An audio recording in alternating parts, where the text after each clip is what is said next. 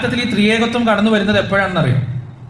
ക്രിസ്തുമതത്തിന്റെ നിശിത വിമർശകനായ പൗലോസ് ക്രിസ്ത്യാനി ആയതിനു ശേഷമാണ് ത്രിയേകത്വം കടന്നു വരുന്നത്. യഥാർത്ഥത്തിൽ അയാൾ ജൂതനാണ്. ചരിത്രപരമായി നമ്മൾ പഠിച്ചു നോക്കിയാൽ അയാൾ ജൂതനാണെന്ന് നമുക്ക് മനസ്സിലാക്കാൻ സാധിക്കും. ഈ ക്രിസ്തുമതത്തിന്റെ ഉള്ളിൽ കടന്നു വന്നുകൊണ്ട് ആ ക്രിസ്തുമതത്തെ നശിപ്പിക്കാനാണ് അയാൾ പരിശ്രമിച്ചത്. ഇസ്ലാമിനോടും ഇതേപോലെ തന്നെയാണ് ജൂതൻ ചെയ്തിട്ടുള്ളത്. ഇബ്നു സബ എന്ന് പറയുന്ന മനുഷ്യൻ മുസ്ലിമായി അഭിനയിക്കുകയും ഇസ്ലാമിലേക്ക് കടന്നു വരികയും എന്നിട്ട് ഇസ്ലാമിന്റെ ഉള്ളിൽ എണ്ണമറ്റ ഫിത്നകൾ ഉണ്ടാക്കുകയും ചെയ്തു എന്നതാണ് യാഥാർത്ഥ്യം. ഇസ്ലാമിലേക്ക് കടന്നു വന്ന ഫിത്നകളുടെ എല്ലാം മൂലകാരണമാരായിരുന്നു? ഇബ്നു സബ ആയിരുന്നു. അയാൾ ആദ്യം പ്രവർത്തിച്ചു തുടങ്ങിയത് മദീനയിലാണ്. മദീനയിൽ ഇങ്ങനെ കുത്തിത്തിരിപ്പുണ്ടാക്കാനും പ്രശ്നങ്ങൾ ഉണ്ടാക്കാനും തമ്മിലടിപ്പിക്കാനൊക്കെ ഒരുപാട് പരിശ്രമിച്ചു നോക്കി, പക്ഷെ പറ്റിയില്ല. മദീനക്കാരനെ ശക്തമായി ചെറുത്തു നിന്നു. മാത്രമല്ല ഇയാളുടെ ഓരോ നീക്കങ്ങളും മദീനയിലെ സ്വഹാബികൾ കൃത്യമായി മനസ്സിലാക്കുകയും അതിനെ ചെറുത്തു തോൽപ്പിക്കുകയും ചെയ്തു. പിന്നീട് ഇയാള് അവിടുന്ന് വിട്ടുപോയിട്ട് ഈജിപ്തിലും കൂഫയിലും ഷാമിലുമെല്ലാം ഇയാളുടെ വിഷവിത്തുകൾ നട്ടുപിടിപ്പിക്കാണ്, പാകാണ്. അങ്ങനെ ആ വിഷവിത്തുകളെല്ലാം ഒരു പരിധി വരെ നട്ടുപിടിപ്പിക്കാൻ അയാൾക്ക് കഴിയുകയും അതിന്റെ ഫലം അയാൾ നേടുകയും ചെയ്തു എന്നതാണ് വ്യസനസമ്പരമായ ഏറ്റവും വലിയ സത്യം. മഹാനായ ഉമർ ഇബ്നുൽ ഖത്താബ് റളിയല്ലാഹു അൻഹു ആരാണെന്ന് നമുക്കറിയാം. ഇസ്ലാമിന് വേണ്ടി അദ്ദേഹം സഹിച്ച ത്യാഗത്തിന്റെ അളവ് എത്രയാണെന്ന് കൃത്യമായി നമുക്കറിയാം. ഉമർ റളിയല്ലാഹു അൻഹു പലപ്പോഴും കിടന്നുറങ്ങിയത് അദ്ദേഹത്തിന്റെ കൈ തലയിണയാക്കിയിട്ടാണ്. അദ്ദേഹം ജീവിതത്തിൽ ഒരിക്കലും ആർഭാടം ആഗ്രഹിച്ചില്ല. സിറിയ ഇസ്ലാമിന്റെ കീഴിലേക്ക് വന്നപ്പോൾ ഉമർ റളിയല്ലാഹു അൻഹു സിറിയ കാണാൻ പോകുന്നുണ്ട്. സിറിയ എന്ന് പറഞ്ഞാൽ മക്കയും മദീനയും പോലെയല്ല. മക്കയും മദീനയും നമ്മൾ ഉംറയ്ക്കൊക്കെ പോയ ആളുകൾക്കറിയാം. അവിടെ ഇങ്ങനെ യാത്ര ചെയ്യുമ്പോൾ രണ്ട് ഭാഗത്തും ഒരുപാട് സ്ഥലങ്ങളിൽ മൊട്ടക്കുന്നുകൾ മാത്രമാണുള്ളത്. ജനവാസമില്ലാത്ത, വെജിറ്റേഷൻസ് ഇല്ലാത്ത, പച്ചപ്പില്ലാത്ത, ഒന്നുമില്ലാത്ത മൊട്ടക്കുന്നുകളും മലകളുമാണ് ഒരുപാട് കിലോമീറ്ററുകളോട് നമ്മൾ കാണുക. പക്ഷെ സിറിയ അങ്ങനെയല്ല. സിറിയ ആ കാലത്ത് തന്നെ ആ ഭൂമിയിലേക്ക് പ്രവേശിച്ചു കഴിഞ്ഞാൽ രണ്ട് ഭാഗത്തും നിറഞ്ഞു നിൽക്കുന്ന പാടങ്ങളും കൃഷിയിടങ്ങളും പൂന്തോട്ടങ്ങളും നിറഞ്ഞു നിൽക്കുന്ന സുന്ദരമായ പ്രകൃതി രമണീയമായ സ്ഥലമായിരുന്നു സിറിയ. ഇസ്ലാമിന്റെ കീഴിലേക്ക് വന്നപ്പോൾ ഉമർ റളിയല്ലാഹു അൻഹു സിറിയ സന്ദർശിക്കാൻ പോയി. ആ സമയം സിറിയയിൽ ഒരു വലിയ പർവ്വതത്തിന് മുകളിൽ നിന്നിട്ട് ഉമർ റളിയല്ലാഹു അൻഹു സിറിയയെ നോക്കിക്കാണുന്നുണ്ട്. അദ്ദേഹത്തിന്റെ മനസ്സിൽ വല്ലാത്തൊരു ആകർഷണീയത തോന്നി, വല്ലാത്തൊരു സന്തോഷം തോന്നി. ആ സെക്കൻഡിൽ ഉമറിനോട് തന്നെ പറഞ്ഞു എന്നാണ്. ഉമർ മറ്റാരോടല്ല പറഞ്ഞത്, ഉമറിനോട് തന്നെ പറഞ്ഞു. എന്താ പറഞ്ഞത്?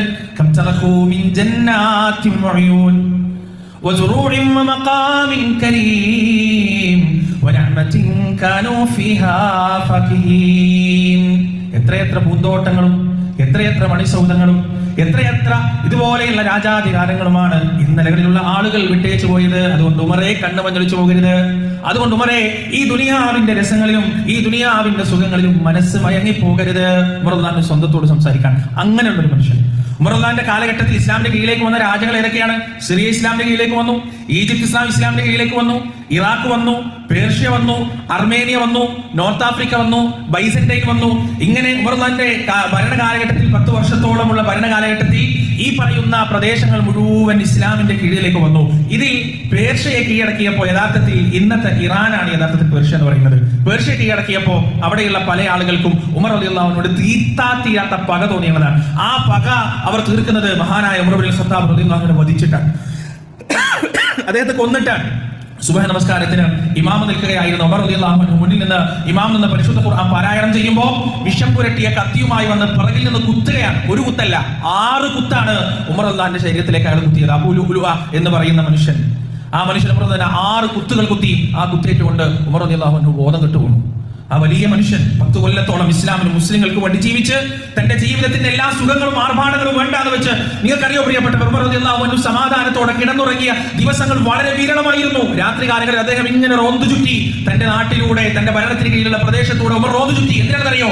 ആരെങ്കിലും പട്ടിണി കിടക്കുന്നുണ്ടോ, ആരെങ്കിലും പ്രയാസങ്ങൾ അനുഭവിക്കുന്നുണ്ടോ, ആർക്കെങ്കിലും രോഗത്തിന് മതിയായ ചികിത്സ കിട്ടാതെയുണ്ടോ എന്ന് നോക്കുന്നതിന് വേണ്ടി ഉറക്കൊഴിഞ്ഞ് ആ മനുഷ്യൻ നടന്നു. അതുകൊണ്ടാണ് പലപ്പോഴും മദീന പള്ളിയുടെ ഏതെങ്കിലും ഒരു ഓരത്ത് അല്ലെങ്കിൽ ഒരു മരത്തിന്റെ തണലിൽ തന്റെ കൈവെള്ള തലയണയാക്കി കിടന്നുറങ്ങുന്ന ഉമർ റളിയല്ലാഹു അൻഹുവിനെ റോമിന്റെയും പേർഷ്യയുടെയും അക്കാലത്തുള്ള സാമ്രാജ്യങ്ങളുടെ അധിപന്മാരുടെ ദൂതന്മാർ വന്നിട്ട് ഉമറിനെ കാണുന്നത് കീറിപ്പറിഞ്ഞ വസ്ത്രം ധരിച്ച് മരത്തണലിൽ കൈവെള്ള തലയണയാക്കി കിടന്നുറങ്ങുന്ന ഒരു ഫക്കീറിനെയാണ്. ദുനിയാവ് വേണ്ടാന്ന് വെച്ച് തന്റെ ജീവിതത്തിന്റെ സകല സുഖ സൗകര്യങ്ങളും ഉമ്മത്തിന് വേണ്ടി മാറ്റിവെച്ച ഉമർ റളിയല്ലാഹു അൻഹു അവസാനം ഈ പറയുന്ന ജൂതന്റെ ഷിയാക്കളുടെ ഏറ്റവും തലതൊട്ടപ്പുറം നമുക്ക് പറയാൻ കഴിയുന്ന അബൂ ലുഅ്ലുഅ എന്ന് പറയുന്ന മനുഷ്യന്റെ കുത്തേറ്റ് അവിടെ വീഴുന്നത്. 3 ദിവസം കഴിഞ്ഞിട്ടാണ് മഹാനായ ഉമർ ഇബ്നുൽ ഖത്താബ് റളിയല്ലാഹു അൻഹു മരിക്കുന്നത്. ആ സമയം കുത്തേറ്റപ്പോൾ അദ്ദേഹം ചോദിച്ച ഒരൊറ്റ ചോദ്യമാണ്, എന്നെ കുത്തിയത് ഒരു മുസ്ലിമാണോ എന്നാണ്.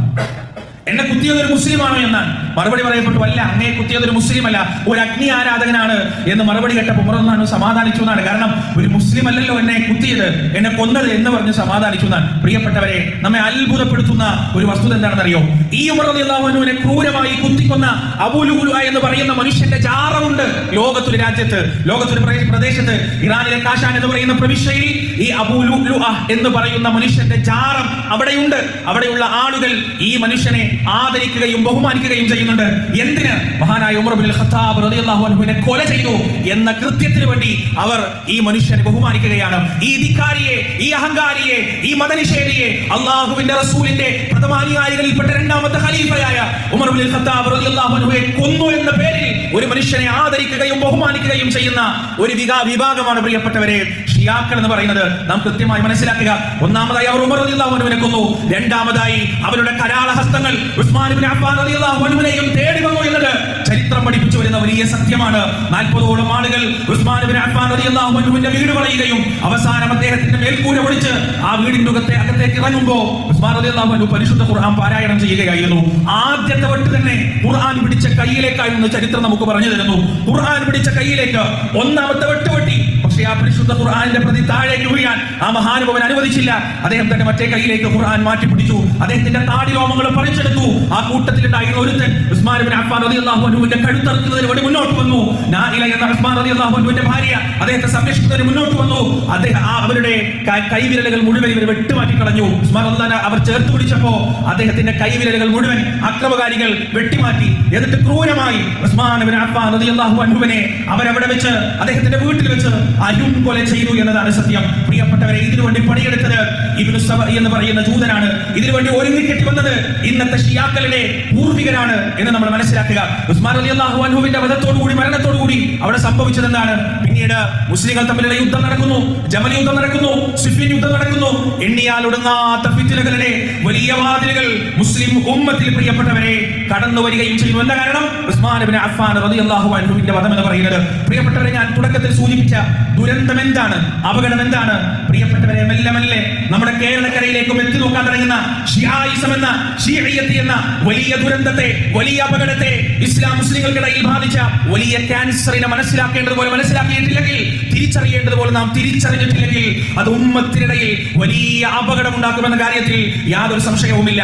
പ്രിയപ്പെട്ടവരെ, ഷിയാക്കൾക്ക് ഒരു വിശ്വാസമുണ്ട്. അവരുടെ വിശ്വാസപരമായ ഒരു കാര്യമാണ് തഖിയ എന്ന് പറയുന്നത്. തഖിയ എന്ന് പറഞ്ഞാൽ അവസരങ്ങൾക്കനുസരിച്ച് മാത്രം അവരുടെ വിശ്വാസത്തെ പ്രകടിപ്പിക്കുക എന്നതാണ്. അവരുടെ ഉള്ളിലുള്ള എല്ലാ കാര്യങ്ങളും പുറത്തു കാണിക്കാൻ പാടില്ല. കേരളത്തിലാണ് ജീവിക്കുന്നതെങ്കിൽ, കേരളത്തിൽ സുന്നികളാണ് കൂടുതലുള്ളതെങ്കിൽ, കേരളത്തിൽ സലഫികളാണ് കൂടുതലുള്ളതെങ്കിൽ, ആ സലഫികൾക്കിടയിൽ അവരുടെ പ്രമാണത്തെ, അവർ വിശ്വസിക്കുന്ന വിശ്വാസധാരയെ പുറത്തേക്ക് മുഴുവനായും കാണിക്കാതെ മറച്ചു വെച്ചുകൊണ്ട് മുന്നോട്ട് പോകുക എന്ന തഖിയ എന്ന രീതി, തഖിയ എന്ന ആ ഒരു നിലപാട് അവരുടെ വളരെ പ്രധാനപ്പെട്ട ഒരു രീതി തന്നെയാണ്. പ്രിയപ്പെട്ടവരെ, ആരാണ് ഷിയാക്കൾ? നിങ്ങൾ മനസ്സിലാക്കണം. ഈ പരിശുദ്ധ ഖുർആൻ ഉണ്ടല്ലോ, ഈ ഖുർആൻ യഥാർത്ഥ ഖുർആൻ അല്ല എന്ന് വാദിക്കുന്നവരാണ് ഷിയാക്കൾ. ഈ ഖുർആൻ യഥാർത്ഥ ഖുർആൻ അല്ല എന്ന് വാദിക്കുന്നവരാണ് ഷിയാക്കൾ. അൽ കാഫി എന്ന് പറയുന്ന ഗ്രന്ഥത്തിന്റെ 57-ാമത്തെ പേജിൽ അവർ വളരെ കൃത്യമായി എഴുതി വെച്ചിട്ടുണ്ട്. അവർ പറഞ്ഞു, മുസ്ഹഫ് ഫാത്തിമ റളിയല്ലാഹു അൻഹയുടെ കയ്യിലുണ്ടായിരുന്ന മുസ്ഹഫാണ് യഥാർത്ഥ മുസ്ഹഫ്. അതിൽ നിങ്ങളുടെ ഖുർആനിലുള്ള ഒരു അക്ഷരം പോലും ഇല്ല എന്നുള്ളതാണ്. ഈ ഖുർആൻ അവരെ സംബന്ധിച്ചിടത്തോളം യഥാർത്ഥ ഖുർആൻ അല്ല. ഫാത്തിമ റളിയല്ലാഹു അൻഹയുടെ കയ്യിൽ ഉണ്ടായിരുന്ന അവർ വിശ്വസിക്കുന്ന ഇല്ലാത്ത ഖുർആനാണ് യഥാർത്ഥ ഖുർആൻ എന്ന് അവർ വാദിക്കുന്നു. ഒന്നാമതായി ഷിയാക്കൾ ഖുർആൻ നിഷേധികളാണ്. അവർ ഈ ഖുർആൻ അംഗീകരിക്കുന്നില്ല. പിന്നെ എങ്ങനെ പ്രിയപ്പെട്ടവരെ അവരെ മുസ്ലിങ്ങളെ അംഗീകരിക്കാൻ കഴിയും? രണ്ടാമതായി അവർ അബൂബക്കർ സിദ്ദീഖ് റളിയല്ലാഹു അൻഹുവിനെയും ഉമർ ഇബ്നുൽ ഖത്താബ് റളിയല്ലാഹു അൻഹുവിനെയും ഉസ്മാൻ ഇബ്നു അഫ്ഫാൻ റളിയല്ലാഹു അൻഹുവിനെയും പച്ചക്ക് ശപിക്കുകയും തെറി വിളിക്കുകയും ചെയ്യുന്നവരാണ് എന്ന് പകൽ പോലെ വ്യക്തമായ സത്യമാണ്. അതുപോലെ പ്രിയപ്പെട്ടവരെ, നിഅമത്തുല്ലാഹ് അൽ ജസാഉരി എന്ന് പറയുന്ന അവരുടെ വലിയൊരു പണ്ഡിതനുണ്ട്. അദ്ദേഹം അൽ അൻവാർ നുഅ്മാനിയ എന്ന് പറയുന്ന ഗ്രന്ഥത്തിൽ അദ്ദേഹം പറഞ്ഞു വെക്കുകയാണ്, മഹാനായ അബൂബക്കർ സിദ്ദീഖ് റളിയല്ലാഹു അൻഹു, കേൾക്കണം നിങ്ങൾ, മഹാനായ അബൂബക്കർ സിദ്ദീഖ് റളിയല്ലാഹു അൻഹു റസൂലുള്ളാഹി സ്വല്ലല്ലാഹു അലൈഹി വസല്ലമയുടെ പിന്നിൽ നിന്ന് നമസ്കരിക്കുമ്പോൾ കഴുത്തിൽ തൂക്കിയിട്ട ബിംബത്തിന്റെ മേലെയാണ് സുജൂദ് ചെയ്തിരുന്നത് എന്ന് ആരെക്കുറിച്ചാണ് പറയുന്നത്? ഇസ്ലാമിന്റെ ഒന്നാമത്തെ ഖലീഫയായ അബൂബക്കർ സിദ്ദീഖ് റളിയല്ലാഹു അൻഹുവിനെ കുറിച്ചാണ് പറയുന്നത്. വളരെ വ്യക്തമായി അവർ ഈ ഗ്രന്ഥത്തിൽ അവർ എഴുതി വെച്ചതാണ്. അൽ അൻവാർ നുഅ്മാനി എന്ന ഗ്രന്ഥത്തിൽ അവർ എഴുതി വെച്ചതാണ്. എന്ത്? നബിയുടെ പിന്നിൽ നിന്ന് നിസ്കരിക്കുന്ന ഒന്നാമത്തെ ഖലീഫയായ അബൂബക്കർ സിദ്ദീഖ് റളിയല്ലാഹു അൻഹു സുജൂദ് ചെയ്തത് തന്റെ കഴുത്തിൽ തൂക്കിയിട്ട ബിംബത്തിന്റെ മുകളിലാണ് എന്ന് പറയാൻ അങ്ങനെ പറയുന്ന ഒരു വിഭാഗം എങ്ങനെയാണ് ഇസ്ലാമിന്റെ ഗുണകാംക്ഷികളാകുക പ്രിയപ്പെട്ടവരെ? അവരെങ്ങനെയാണ് മുസ്ലിം ഉമ്മത്തിന്റെ വിമോചകരാവുക? നമ്മൾ കൃത്യമായി മനസ്സിലാക്കുക. അതുപോലെ തന്നെ സൈനുദ്ദീൻ നബാത്തി എന്ന് പറയുന്ന അവരുടെ വളരെ പ്രധാനപ്പെട്ട ഒരു പണ്ഡിതൻ അസ്റാത്തുൽ മുസ്തഖീം എന്ന അവരുടെ ഗ്രന്ഥത്തിൽ എഴുതി വെക്കുകയാണ്, ഉമർ റളിയല്ലാഹു അൻഹു സത്യനിഷേധിയാണ്. എഴുതി വെക്കുകയാണ് പച്ചക്ക്. ഉമർ റളിയല്ലാഹു അൻഹു കാഫിറാണെന്നാണ് എഴുതി വെക്കുന്നത്. ഉമർ റളിയല്ലാഹു വിശ്വാസിയല്ല, അദ്ദേഹം വിശ്വാസം അഭിനയിക്കുകയായിരുന്നു, അദ്ദേഹം വിശ്വാസം ആക്ട് ചെയ്യുകയായിരുന്നു എന്ന് അസ്റാത്തുൽ മുസ്തഖീം എന്ന ഗ്രന്ഥത്തിൽ സൈനുദ്ദീൻ നബാത്തി എന്ന് പറയുന്ന മനുഷ്യൻ എഴുതി വെക്കുന്നു, അവരുടെ പണ്ഡിതൻ എഴുതി വെക്കുന്നു. മാത്രമല്ല പ്രിയപ്പെട്ടവർ, അവർ പറയുന്ന അപകടകരമായ മറ്റൊരു വാദം എന്താണ്? നിങ്ങൾക്ക് സൽമാനുൽ ഫാരിസി റളിയല്ലാഹു അൻഹു, അതുപോലെ തന്നെ അബൂദർ ഗിഫാരി റളിയല്ലാഹു അൻഹു, അതുപോലെ തന്നെ മിഖ്ദാദ് ഇബ്നു അസ്വദ് റളിയല്ലാഹു അൻഹു, ഈ 3 സ്വഹാബികൾ ഒഴികെ ബാക്കി സ്വഹാബികൾ മുഴുവൻ നബി സല്ലല്ലാഹു അലൈഹി വസല്ലമയുടെ വഫാത്തോട് കൂടി മുർത്തദ്ദുകളായി. എങ്ങനെ അംഗീകരിക്കാൻ പറ്റും പ്രിയപ്പെട്ടവർ ഇതൊക്കെ നമുക്ക്? ഈ 3 സ്വഹാബികൾ ഒഴികെ ബാക്കി ലക്ഷത്തോളം വരുന്ന സ്വഹാബികളെല്ലാം കാഫിറുകളായി. അല്ലാഹുവിന്റെ റസൂലിന്റെ മരണത്തോടു കൂടി പച്ചയായിട്ട് എഴുതി വെച്ചതാണ്. ആയത്തുൽ ഉഖൂൽ എന്ന് പറയുന്ന ഗ്രന്ഥത്തിൽ അവർ എഴുതി വെച്ചതാണ്. അവരുടെ വിശ്വാസത്തിന്റെ ഭാഗമാണത്. ഈ 3 സ്വഹാബികൾ മാത്രമേ കാഫിറാവാക്കിയുള്ളൂ. പിന്നെ അലി അടങ്ങുന്ന അവരംഗീകരിക്കുന്ന കുറച്ച് സ്വഹാബികൾ ഒഴികെ ബാക്കി സ്വഹാബത്തെല്ലാം മുർത്തദ്ദുകളായി പോയി എന്ന് പച്ചയായിട്ട് പറയാണ്. അല്ലാഹു കാത്തുരക്ഷിക്കട്ടെ. മാത്രമല്ല ബാഖർ അൽ മജ്ലിസി എന്ന് പറയുന്ന ഷിയായിസത്തിന്റെ ഒരു വലിയ പണ്ഡിതനുണ്ട്. ആ പണ്ഡിതൻ ഹഖുൽ യഖീൻ, യഥാർത്ഥ വിശ്വാസം എന്ന ഗ്രന്ഥത്തിൽ, യഥാർത്ഥ ഉറപ്പ് എന്ന ഗ്രന്ഥത്തിൽ അദ്ദേഹം എഴുതി വെക്കുന്നത് എന്താണെന്നറിയോ? മനുഷ്യൻ എഴുതി വെക്കുന്നത് അറിയോ? അബൂബക്കർ സിദ്ദീഖ്, ഉമർ ഇബ്നുൽ ഖത്താബ്, ഉസ്മാൻ ഇബ്നു അഫ്ഫാൻ, മുആവിയ റളിയല്ലാഹു അൻഹു വറദു അൻ, ഈ 4 വിഗ്രഹങ്ങളിൽ നിന്നും അവരെഴുതാണ്. ഈ 4 വിഗ്രഹങ്ങളിൽ നിന്നും, അതുപോലെ തന്നെ ആയിഷ റളിയല്ലാഹു അൻഹ, ഹഫ്സ റളിയല്ലാഹു അൻഹ, ഉമ്മുൽ ഹഖ് റളിയല്ലാഹു അൻഹ, ഹിന്ദ് റളിയല്ലാഹു അൻഹ, ഉമ്മഹാത്തുൽ മുഅ്മിനീകളിൽപ്പെട്ട വളരെ പ്രഥമകളായ 4 വനിതകൾ. ഈ 4 വനിതകളിൽ നിന്നും ഞങ്ങൾ ഇതാ അതൃപ്തി രേഖപ്പെടുത്തുന്നു, ഞങ്ങൾ അവരുടെ പ്രവൃത്തിയിൽ അതൃപ്തി രേഖപ്പെടുത്തുന്നു എന്നിട്ട് പറയുന്നത് എന്താണെന്നറിയോ? ആ ഗ്രന്ഥത്തിൽ വളരെ വ്യക്തമായ ഹഖുൽ യഖീനിൽ പറയാണ്, ഭൂമിയിലെ ഏറ്റവും നികൃഷ്ടരായ 8 ജീവികളാണ് ഇവർ. ഭൂമിയിലെ ഏറ്റവും നികൃഷ്ടരായ 8 ജീവികളാണ് ഇവർ. ആര്?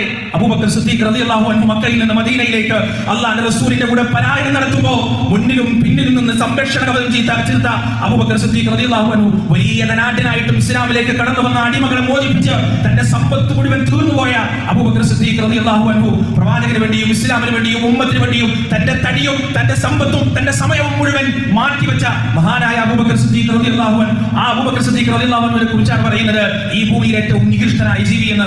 ഉമർ ഇബ്നുൽ ഖത്താബ് റളിയല്ലാഹു അൻഹു നമുക്കറിയാം ആരായിരുന്നു. അദ്ദേഹത്തെ കുറിച്ചാണ് ഭൂമിയിലെ ഏറ്റവും നികൃഷ്ടനായ ജീവി എന്ന് പറയുന്നത്.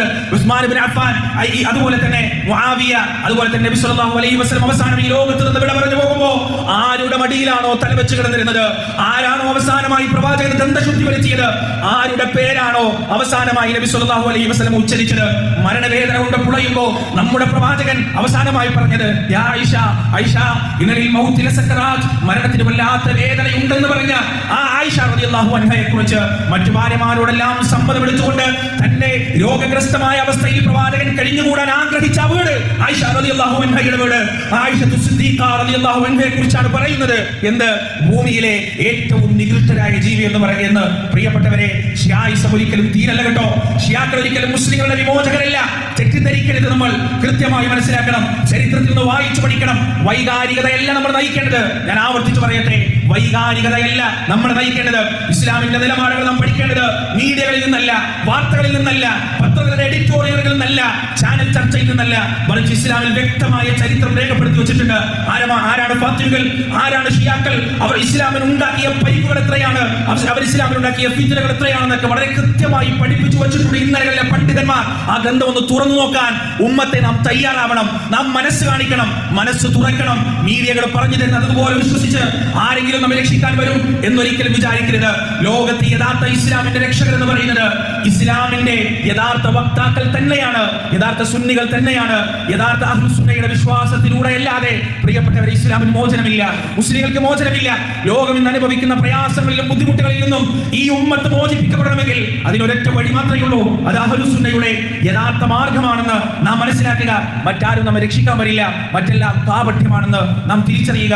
അല്ലാഹു സുബ്ഹാനഹു വ തആല ജൂതന്റെ സൃഷ്ടിയായ ഷിയായിസം എന്ന വലിയ അപകടത്തെ യഥാർത്ഥത്തിൽ തിരിച്ചറിയാനും അതിനെതിരെ കൃത്യമായ നിലപാടെടുക്കാനും നമുക്ക് ഏവർക്കും തൗഫീഖ് നൽകുമാറാകട്ടെ. പ്രിയപ്പെട്ടവരെ, പിന്നെ വേറെ ചില അല്ലാഹു പറയുന്നുണ്ടല്ലോ പരിശുദ്ധ ഖുർആനിൽ, വമക്കറു വമക്കറല്ലാഹ് വല്ലാഹു ഖൈറുൽ മാക്കിരീൻ. അവർ തന്ത്രം പയറ്റട്ടെ, അല്ലാഹുവാണ് ഏറ്റവും നന്നായി തന്ത്രം പയറ്റുന്നവനെന്ന് അല്ലാഹു പറയുന്നുണ്ടല്ലോ. ജൂതന്റെ സൃഷ്ടിയാണ് ഷിയാക്കൾ. ഇനി ചരിത്രത്തിന്റെ നാളുകളിൽ അതേ ഷിയാക്കൾ ജൂതനെതിരെ തിരിഞ്ഞാൽ അത് അല്ലാഹുവിന്റെ തന്ത്രമാണ്. പക്ഷേ അതുകൊണ്ട് ഇത്രയും വിശ്വാസത്തിന്റെ വിഴുപ്പുകൾ പേറുന്ന, വിശ്വാസ ജീർണതകളുടെ വിഴുപ്പുകൾ പേറുന്ന ഷിയാക്കൾ ഒരിക്കലും ഇസ്ലാമിന്റെ മോചകനാണെന്ന് വിശ്വസിക്കാൻ മുസ്ലിം ഉമ്മത്തിന് കഴിയില്ല എന്ന് നമ്മൾ മനസ്സിലാക്കുക. വനസ്തഗ്ഫിറുല്ലാഹ ലി വലക്കും വഅൻ ജമീഇൽ മുസ്ലിമീന അജ്മഈൻ വസ്തഗ്ഫിറൂഹു ഇന്നഹു ഹുവൽ ഗഫൂറുർ റഹീം.